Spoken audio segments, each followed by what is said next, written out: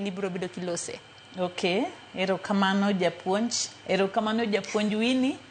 Aneno ka itelo maber Kisumu kono. Gima nyalo wacho Sharon, tiegruok mar jopuonje nikech wang'eyo ni chon cha ne nitie TTC. Ma japuonj kwa TTC to ang'e ne ja P1.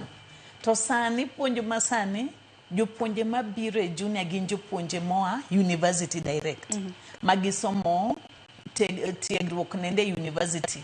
Koro ka gibiro kae ema watemo wacho ni nitie chandruok kabisa.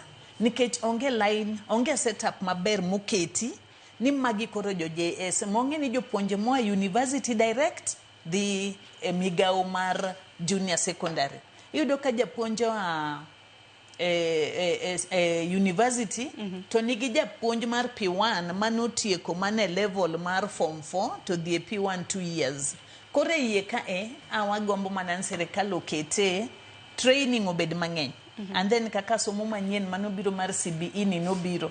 Okwasebedo gi ikruok maber seminar. Iyudo ka seminar kaka tamni te Sharon, sani podonge seminar mora ma jopuonjo seluong mondo omigi. Totam mokadho to ne iyudo ka gina achiel kata ariyo mokoromo.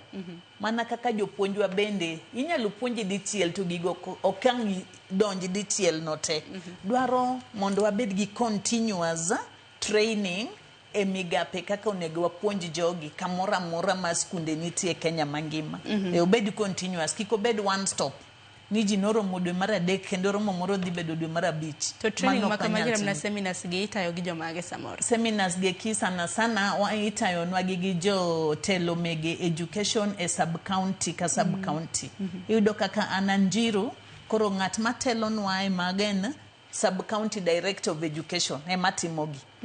To gi jolupne moko mutiyo go di office ema miyo wa training gi sana.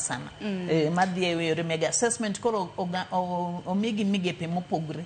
Nitie ng'ama ochung' ne assessment, nitie ng'ama ochung' ne project, nitie ng'ama ochung' ne exams NEC.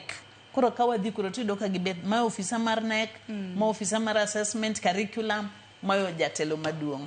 Kamano. Lakini Winnie un korka koro ko trainings bore Kisumu kanya kendo usibedo kama kotimo heyo machal nada hinya e kinde makoro adacho ni gin kata wacho ni areyo